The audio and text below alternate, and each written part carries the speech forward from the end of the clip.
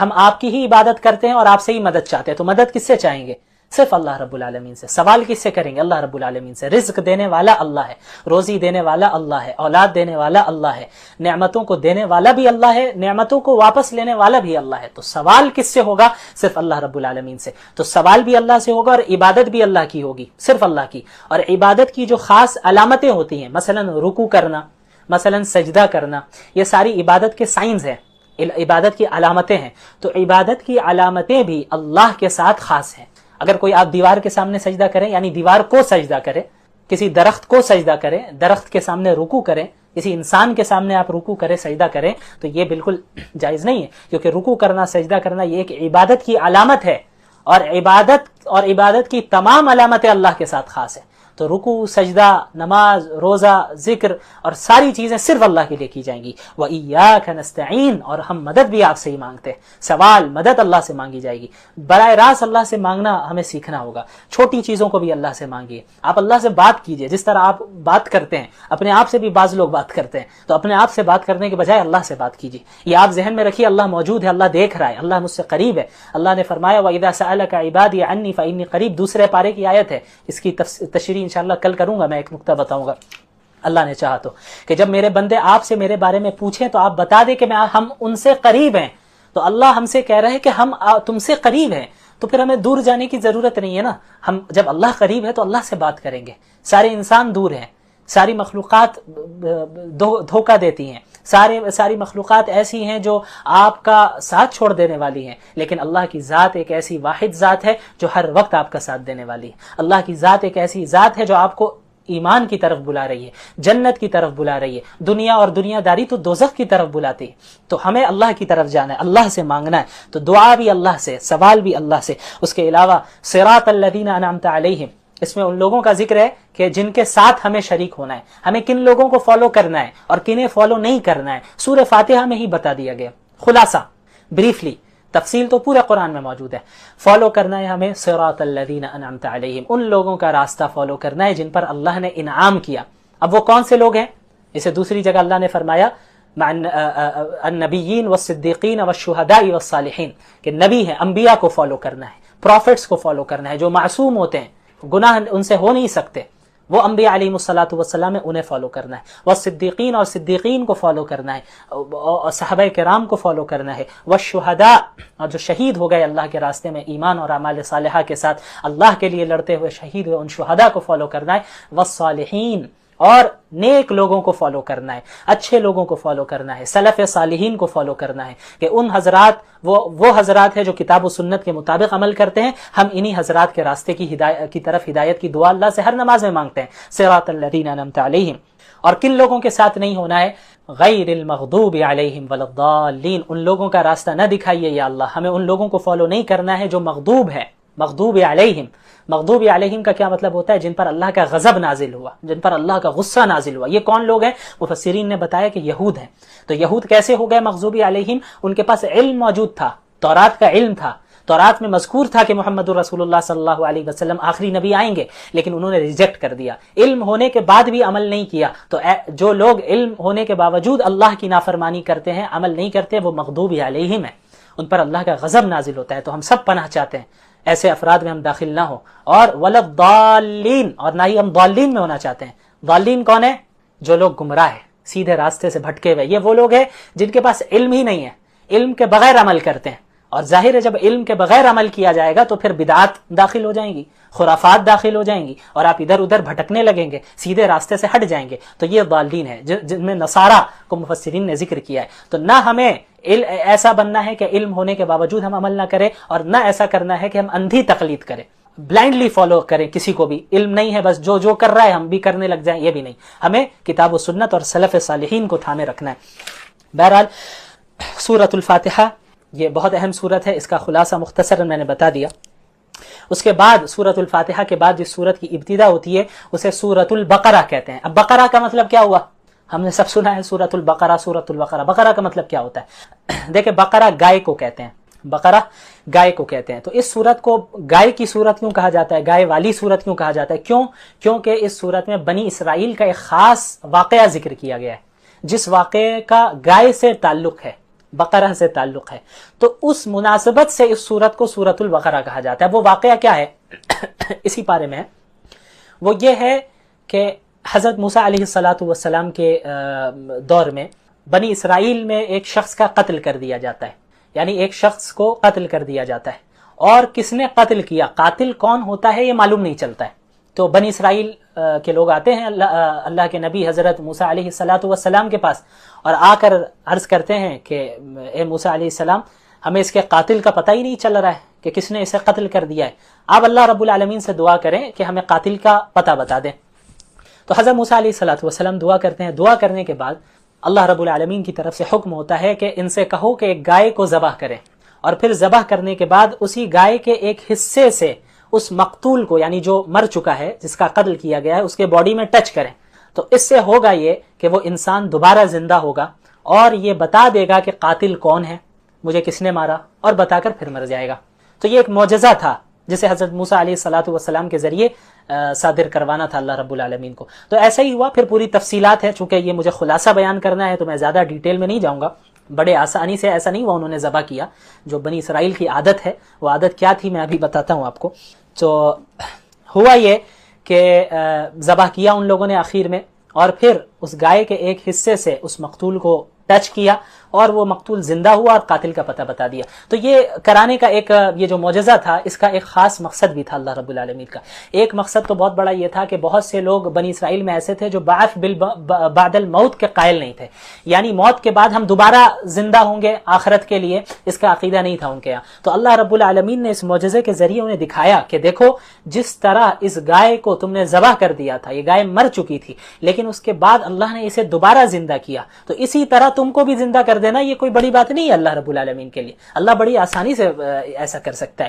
اس کے علاوہ بنی اسرائیل چونکہ بہت ایسی قوم تھی جو اللہ کی نعمتوں کی ناشکری کیا کرتی تھی، ہر جگہ اللہ رب العالمین، اور اس پارے میں تقریباً پہلے پارے میں بنی اسرائیل کا ہی ذکر ہے، وہ ان کی سب سے بڑی خرابی یہ تھی کہ اللہ کی نعمتوں کی ناشکری کیا کرتے تھے۔ دعویٰ تو تھا کہ ہم موسیٰ کے ماننے والے ہیں، ٹھیک ہمارے طرح، ہم اور آپ جیسے آج ہے ویسے ہی تھے وہ، ہم دعویٰ کرتے ہیں کہ ہم محمد الرسول اللہ کے فالوورز ہیں، لیکن جب عمل کرنے کا ٹائم آتا ہے تو رسول اللہ کی مخالفت کرتے ہیں، رسول اللہ کی سنتوں کو ہی ترک کرتے ہیں۔ ہم جیسا کرتے ہیں ویسے ہی وہ کرتے تھے، وہ مانتے تھے، حضرت موسیٰ کو سامنے کہتے تھے ٹھیک ہے آپ کے ساتھ ہم چل رہے ہیں، فرعون کے پاس سے بچ کر بھاگ رہے ہیں یہ لوگ حضرت موسیٰ علیہ السلام کے پاس کے ساتھ، آگے سمندر ہے، پیچھے اس کا لشکر موجود ہے فرعون کا، تو اب حضرت موسیٰ کو کہہ رہے بھائی کیا ہوا، خامخواہ آپ ہم کو لے کر آ گئے، اچھا تھا ہم غلامی ہی کر رہے تھے وہی صحیح تھا، اب آگے سمندر ہے ہم کیسے جائیں گے۔ تو جب اپنا مطلب انہیں نظر آتا تو حضرت موسیٰ کی اتباع کرتے، لیکن جہاں اب تھوڑی سی فراخی آ جاتی اور دیکھتے ہیں کہ بھائی اب تو مسئلہ نہیں ہے تو حضرت موسیٰ کی ہی نافرمانی کرنے لگ جاتے تھے۔ اللہ تعالیٰ نے ان پر کتنی نعمتیں کی، فرعون سے بچایا، سمندر کو پھاڑ کر بیچ سے راستہ نکالا، آسمان سے من اور سلوہ نازل کیا، طرح طرح کی چیزیں نعمتیں ان کو دی، لیکن بار بار گمراہی میں جاتے یہ اپنی مرضی سے جاتے۔ یہی ہوا کہ جب حضرت موسیٰ علیہ السلام حضرت فرعون کے پاس، حضرت فرعون نہیں وہ فرعون کے پاس سے جو ہے بچ کر نکل آئے، اللہ نے انہیں نجات دے دی، تو ہوا یہ کہ بنی اسرائیل ایک قوم کے پاس سے گزرنے کے بعد وہ قوم ایسی تھی جو ایک بتوں کی عبادت کرتی تھی، تو انہیں دیکھ کر مزہ آیا کہ ارے موسیٰ علیہ السلام یہ قوم تو جو ہے عبادت کر رہی ہے بتوں کی، تو آپ بھی ایک خدا بنا کے دیجئے نا، آپ بھی ایک بت ہمیں بنا کر دیجئے جس کی ہم عبادت کریں۔ تو حضرت موسیٰ بھی پریشانی، اور یہ کیسی جاہل قوم ہے کہ جن کو ہم نے اللہ کے پاس سے بچایا، اللہ رب العالمین کے فضل سے اللہ رب العالمین نے انہیں بچایا، ظلم سے بچایا، فرعون کے ظلم سے بچایا، نجات دے دی توحید کی دعوت کی بنیاد پہ، توحید کے قائل ہونے کی بنیاد پہ، اور اس نے جو ہے بتوں کو دیکھ لیا اور پھر کہہ رہی ہے کہ یہ قوم کے اب بت ہمیں بھی بنا کر دے دیں۔ تو حضرت یہ آیت ہے اجعل لنا الہا کما لہم آلہہ۔ بہرحال تو ہوا یہ کہ حضرت موسیٰ علیہ السلام کو اللہ رب العالمین نے تورات دینے کے لیے کوہ طور پر بلایا تھا 40 راتوں کے لیے، اس کی تفصیل گزرے گی جب میں انشاءاللہ بتاؤں گا۔ تو ان دنوں میں ہوا یہ کہ یہ جو قوم تھی بنی اسرائیل، حضرت موسیٰ چونکہ موجود نہیں تھے وہاں پہ، تو انہوں نے کیا کیا کہ انہوں نے ایک بچڑا بنا لیا، یعنی ایک بچڑے کو معبود بنا لیا اپنا، ایک پتلا تھا بچڑے کا، اس کی عبادت کرنے لگ گئے۔ تو ان کے اندر گائے کی عظمت، تقدس کہیں نہ کہیں ان کے دل میں چھپی ہوئی تھی. تو اللہ رب العالمین نے مقتول کو کے قاتل کو پتہ لگوانے کے لیے گائے کو ذبح کرنے کا حکم جو دیا، اس میں جہاں بہت ساری حکمتیں تھیں، ان میں ایک یہ بھی حکمت تھی کہ جس کی عظمت تقدس جس کا ان کے اندر بیٹھ چکا ہے، جنہیں وہ خدا سے ملاتے ہیں، تو انہیں احساس ہو کہ جب وہ ذبح کر رہے ہیں تو یہ چیز خدا یا یہ جانور خدا نہیں ہو سکتا. اللہ رب العالمین ہی ایک واحد ذات ہے، واحد خدا ہے. اور بھی کئی حکمتیں علماء نے بیان کی. تو اسی مناسبت سے اس سورت کو کیا کہا جاتا ہے؟ سورۃ البقرہ. اچھا، ابتدا ہوتی ہے اس سورت کی الف لام میم سے. الف لام میم حروف مقطعات میں سے ہے. حروف مقطعات کسے کہتے ہیں؟ آپ نے قرآن کی بہت سی سورتوں میں دیکھا ہوگا الف لام میم، الف لام را، ہا میم، نون، قاف، کاف، ہا یا عین صاد، یہ سارے آپ نے پڑھے ہوں گے حروف کو. تو ان حروف کو حروف مقطعات کہتے ہیں. مقطعات کا مطلب کیا ہوتا ہے؟ جو الگ الگ ہو، الگ الگ. تو الف لام میم یہ الگ الگ حرف ہیں. کاف، ہا یا عین صاد الگ الگ حرف ہیں، اس وجہ سے انہیں حروف مقطعات کہتے ہیں. اچھا، اس کی میننگ کیا ہے؟ یہ اس کا جو صحیح علم ہے وہ صرف اللہ رب العالمین کے پاس ہے، صرف اللہ رب العالمین کے پاس ہے. لیکن اس کو اللہ نے ذکر کیا کیوں؟ اس کے پیچھے بہت سی حکمتیں علماء کرام نے بیان کی ہے، جن میں سے ایک بہت بڑی حکمت یہ بھی ہے، میننگ نہیں، حکمت. میننگ تو اللہ کو معلوم ہے، حکمت ایک بہت بڑی یہ بھی ہے کہ چونکہ قرآن نے چیلنج دیا کفار کو کہ اگر آپ اللہ کے نبی کو سچا نبی نہیں مان رہے اور آپ اس کلام کو کلام اللہ نہیں مان رہے تو آپ اس جیسی کتاب لا کر دکھائیے. جب آپ اس کتاب کا انکار کر رہے ہیں اور کہہ رہے ہیں کہ یہ محمد کا اپنا کلام ہے، علیہ باللہ، محمد رسول اللہ صلی اللہ علیہ وسلم کا اپنا کلام ہے، آپ کا یہ دعویٰ ہے، تو آپ اس جیسا کلام لا کر دکھائیے، ایک سورت اس جیسا لا کر دکھائیے آپ. تو الف لام میم، کاف، ہا یا عین صاد، ان حروف مقطعات کے ذریعے ایک حکمت اس کے پیچھے یہ بھی ہے کہ اللہ رب العالمین نے یہ بھی پیغام دیا کہ دیکھو یہ وہی حروف ہیں، الف سے لے کے یا تک وہی حروف ہیں، الف لام میم کاف ہا یا عین صاد، یہ الفابیٹس میں سے ہی ہے، عربک الفابیٹس میں سے ہی ہے. یہ وہی حروف ہیں جن کو استعمال کر کے تم بھی بات کرتے ہو، جن کو استعمال کر کے تم بھی اپنا کلام بناتے ہو. تو قرآن کریم بھی انہی حروف میں، کوئی الگ سے حروف استعمال نہیں کیے گئے، یہی الف سے لے کے یا تک کو استعمال کیا گیا. انہی حروف کا استعمال کرنے کے باوجود قرآن کریم فصاحت اور بلاغت میں اور اپنے کلام کے اعتبار سے، اپنے معنی کے اعتبار سے اتنے بلند مقام پر ہے کہ اس جیسا کلام کوئی پیش نہیں کر سکتا. تو تم بھی تو انہی حروف کو استعمال کرتے ہو نا. اگر تم کہتے ہو کہ یہ قرآن اللہ کا کلام نہیں ہے تو اس جیسی صورت استعمال کر کے بنا کر لاؤ انہی حروف کو استعمال کر کے. تو یہ بھی ایک بہت بڑی حکمت ہے ان حروف مقطعات کی. بہرحال سورۃ البقرہ کی ابتدا ہوتی ہے تو شروع میں انسانوں کی 3 قسمیں بیان کی گئی. پہلی قسم انسانوں کی ہے مومنین کی. 3 گروہ ہے، 3 گروپس ہے، ان کا ذکر ہے. پہلا گروہ ہے مومنین کا، پہلا گروہ ہے مومنین کا، اور دوسرا گروہ ہے کافرین کا، اور تیسرا گروہ ہے منافقین کا. تو پہلے مومنین کا ذکر ہوتا ہے، پھر کفار کا ذکر ہوتا ہے، پھر منافقین کا. مومنین کی خاص صفات کو گنایا اللہ نے. الذین یؤمنون بالغیب، مومنین وہ ہیں، متقین وہ ہیں جو غیب پر ایمان لاتے ہیں. غیب پر ایمان لانے کا کیا مطلب؟ غیب کسے کہتے ہیں؟ غیب ہر اس چیز کو کہتے ہیں جو آپ اپنے سینس آرگنز کے ذریعے اور اپنی عقل، محض عقل کے ذریعے اس چیز کا نالج حاصل نہیں کر سکتے. مثلا آخرت، مثلا جنت، مثلا جہنم، یہ ساری ایسی چیزیں ہیں، یا زندگی کے بعد، موت کے بعد دوبارہ زندگی، یہ ساری ایسی چیزیں ہیں جو غیب ہیں، غیب کی چیز ہے، جنہیں ہم اپنے سینس آرگنز کے ذریعے تو نہیں چھو سکتے، دیکھ سکتے کہ بھئی یہاں جنت دکھ رہی ہو مجھے. تو اللہ رب العالمین نے محمد رسول اللہ صلی اللہ علیہ وسلم کے ذریعے انسانیت کو غیب کی چیزوں کے متعلق جو بھی خبریں دی ہیں ان پر ایمان لانا، بغیر دیکھے ایمان لانا، یہ ایمان کی شرط ہے. مومنین وہ ہے کہ اللہ کے نبی نے کہا ہے بس ہم ایمان لاتے ہیں. رسول اللہ کی صحیح قول، صحیح حدیث موجود ہے، آپ نے غیب کے متعلق یہ خبر دی ہے، تو اب میری عقل بظاہر مجھے لگ رہا ہو کہ میری عقل کو سمجھ میں نہیں آ رہا ہے، یہ بات سمجھ میں نہیں آ رہا ہے، یہ بات سمجھ میں آ نہیں رہی ہے عقل کو، میری عقل کو. تو ہمیں یہ نہیں کرنا ہے کہ بھائی اللہ کے نبی صلی اللہ علیہ وسلم نے کہا ہے تو پتہ نہیں صحیح بھی کہا ہے نہیں بھی کہا ہے. تو یہ ایمان ہی کیسا؟ یعنی ایمان تو یہ تھا کہ آپ نے محمد رسول اللہ صلی اللہ علیہ وسلم کو سچا نبی تسلیم کیا ہے. تو رسول اللہ صلی اللہ علیہ وسلم کو جب سچا نبی آپ نے تسلیم کر لیا ہے تو ہر چیز پر ایمان لانا ہے. اس کے علاوہ نماز قائم کرتے ہیں، نماز قائم کرتے ہیں، نماز ادا کرنے نہیں کہا بلکہ کہا نماز قائم کرتے ہیں وہ مومنین. قائم کرنے کا مطلب کیا ہوتا ہے کہ نماز کو تمام آداب، فرائض، واجبات، سنن و مستحبات، خشوع خضوع، تمام چیزوں کا لحاظ رکھ کر جب نماز ادا کی جائے تو اس کو اقامت الصلاۃ کہتے ہیں. تو یہ مومنین وہ ہیں جو نماز کو قائم کرتے ہیں.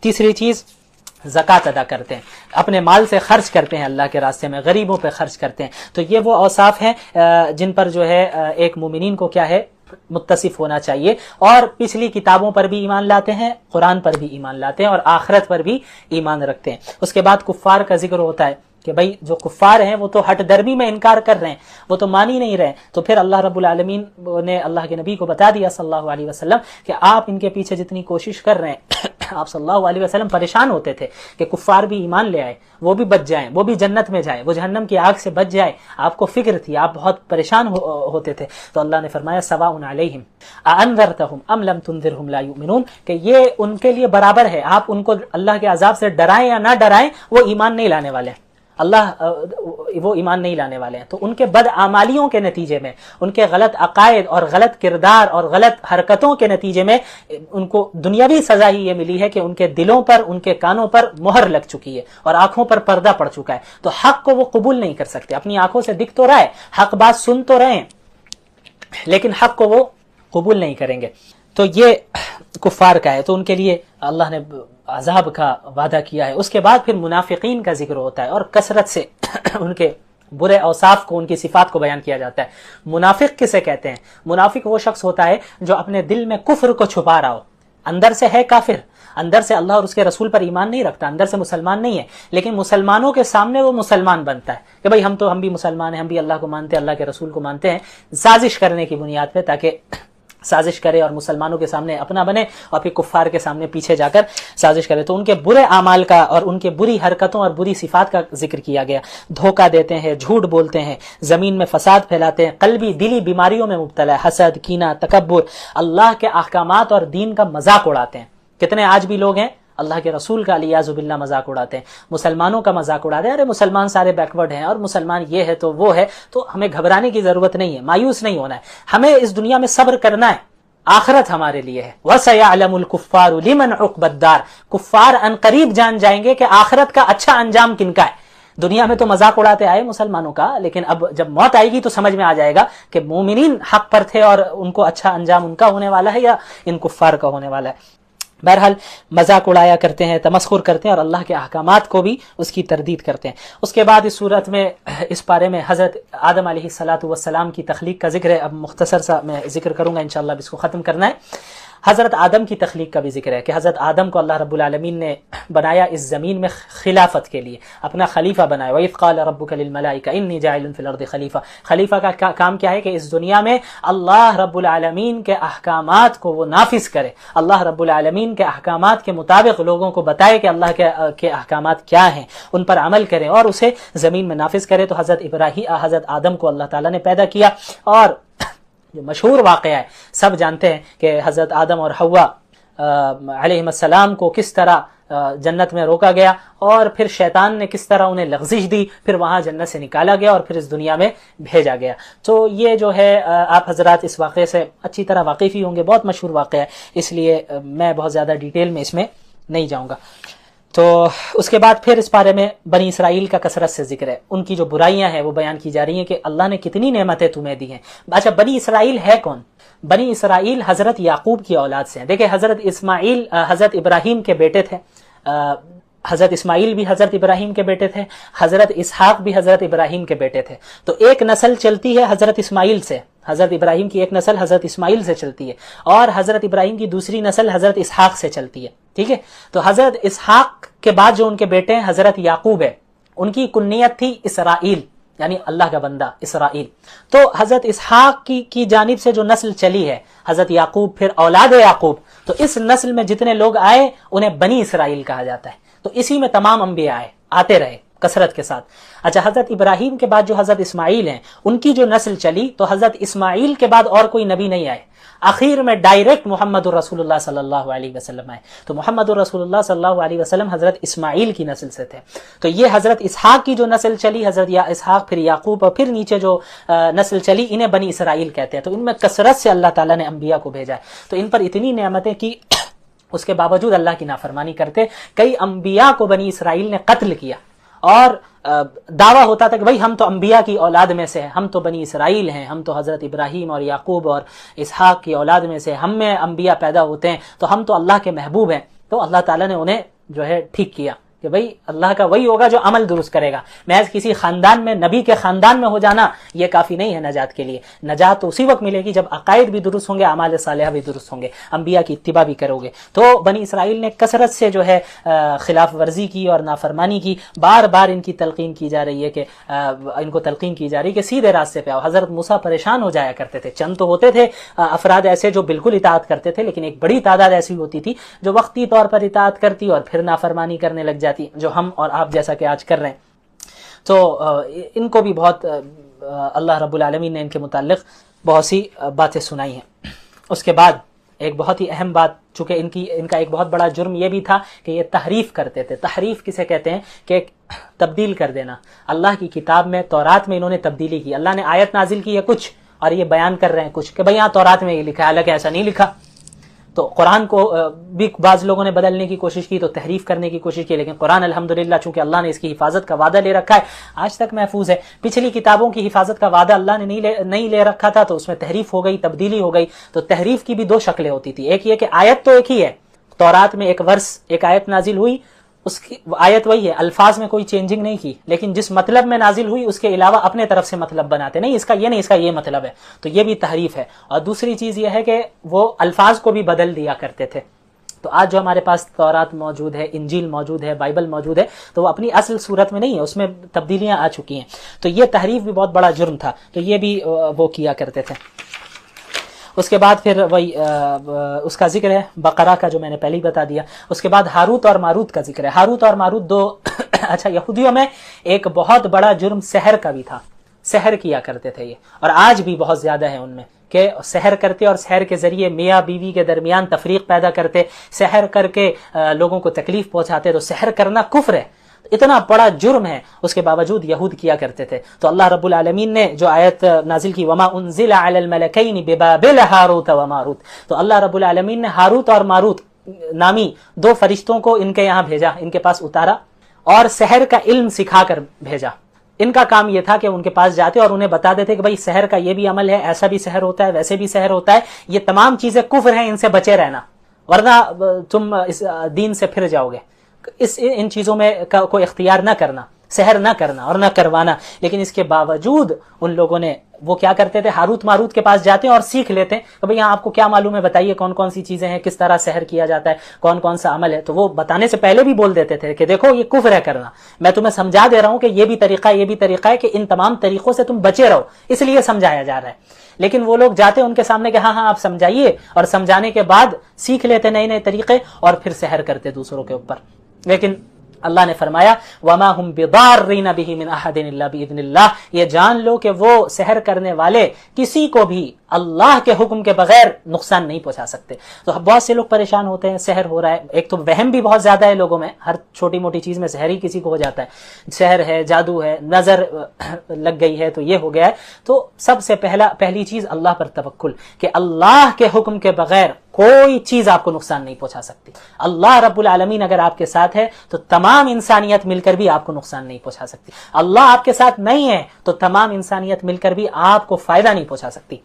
تو اللہ رب العالمین سے استعانت. دوسری چیز سورۃ البقرہ، جو جس کے متعلق ابھی ہم لوگ بات کر رہے ہیں اور خصوصاً آج صرف پہلے پارے کا خلاصہ ہوگا. تو سورۃ البقرہ کے متعلق بھی اللہ کے نبی نے فرمایا کہ اسے پڑھا کرو، فإن أخذها بركة وتركها حسرة ولا تستطيعها السحرة البطلة، کہ یہ ایک ایسی صورت ہے جس کو کثرت سے پڑھو، سمجھو، عمل کرو، کیونکہ اس کو پڑھنا، اس کو لینا، اس صورت کو اپنے یعنی عادی بن جانا اس صورت کو پڑھنے کا، یہ ایسا ہوگا کہ یہ برکت کی چیز ہوگی، آپ ہر چیز سے محفوظ رہیں گے. وترکها حسرة، اور جو شخص اس صورت کو نہیں پڑھتا ہے سورہ بقرہ کو، وہ بیچارہ حسرت و ندامت میں مبتلا ہو جائے گا، اس کے لیے خسارہ ہے، نقصان ہے، وہ فائدہ چھوڑ دے رہا ہے. ولا تستطيعها السحرة البطلة یا البطلۃ السحرہ او کما قال علیہ الصلوۃ والسلام. اور یہ ایک ایسی صورت ہے جس کا مقابلہ سحر، جادو کرنے والے نہیں کر سکتے. تو سحر کرنے والے، جادو کرنے والے، جتنے بھی شیاطین کی مدد لے لے اور جو کچھ کر لے، اس صورت کا مقابلہ کوئی ساحر نہیں کر سکتا. اس لیے احادیث میں آتا ہے کہ جس شخص نے رات میں اپنے گھر میں سورہ بقرہ کی تلاوت کی تو 3 دن تک اس گھر میں شیاطین، جنات داخل نہیں ہو. تو اس طرح یہ حفاظت کا بھی ذریعہ ہے، اسے اس کی پابندی ہو. اس کے علاوہ 2-3 پوائنٹ اور بتا کے میں آج اینڈ کرتا ہوں. یہود شرارت کیا کرتے تھے. اللہ کے نبی صلی اللہ علیہ وسلم کے پاس آتے اور کہتے راعنا، رائنا جو ایک عبرانی لفظ ہے، اس کا جو ہے مطلب ہوتا ہے کہ ہماری رعایت کیجیے، رائنا. لیکن اسی طرح عربی میں ایک لفظ ہے اسی کو رائینا، رائینا. تو ایک ہے رائنا، ایک ہے رائینا، دونوں میں فرق ہے. رائینا کا مطلب ہوا کہ ہماری رعایت کیجیے. تو یعنی آپ ہمارے طرف متوجہ ہو جائیے، میرے سوال کا جواب دیجیے. تو لوگ آ کر جب مسلمانوں نے بھی یہودیوں کو دیکھا کہ یہ کہہ رہے ہیں رائنا اللہ کے نبی کو، تو مسلمان بھی کہتے تھے اللہ کے رسول صلی اللہ علیہ وسلم کو، یا رسول اللہ رائنا، کہ اللہ کے رسول ہماری بھی رعایت کریں، میری بات بھی سن لے، میرا بھی جواب دے دیں. تو یہود کتنے بدماش تھے، یہ خصوصاً منافقین، یہ اللہ کے نبی کی اس طرح توہین کرتے تھے کہ وہ رائنا کے بجائے کھینچ کر بولتے تھے رائنا، رائنا. تو رائنا کا مطلب ہوتا ہے کہ ہمارے چرواہے جو جانوروں کو چراتا ہے، اس کو چرواہا کہتے ہیں، تو ہمارے چرواہے کو کہتے ہیں رائنا. تو وہ اللہ کے نبی کی توہین کے قصد سے رائنا کے بجائے رائنا کہتے تھے. تو صحابہ کی توجہ ادھر نہیں گئی، ان کو لگتا تھا کہ یہ بھی رائنا ہی بول رہے ہیں. تو لیکن وہ اللہ کو تو معلوم تھا کہ بھئی یہ کس مقصد سے کہہ رہے ہیں. تو اللہ تعالیٰ نے یہ آیت نازل کی، یا ایھا الذین آمنوا لا تقولوا رائنا، اے ایمان والو تم رائنا مت کہا کرو، وقولوا انظرنا، بلکہ کہو انظرنا، کہ اللہ کے رسول ہماری طرف نظر کرم فرما دے، اللہ کے رسول صلی اللہ علیہ وسلم ہماری طرف دیکھ لیں. انظرنا کہو، رائنا مت کہو. اور بات سنو، کفار کے لیے دردناک عذاب ہے. تو اس آیت سے ہمیں کیا معلوم ہوا کہ ایسے بڑوں کے سامنے، علماء کے سامنے، خصوصاً انبیاء، سلف صالحین اور ہمارے جو بڑے ہیں، ادب کا تقاضا یہ ہے کہ ایسے الفاظ بھی نہ استعمال کیے جائیں جن میں ایک سے اچھے معنی کا بھی احتمال ہو اور برے معنی کی بھی پاسبلٹی ہو.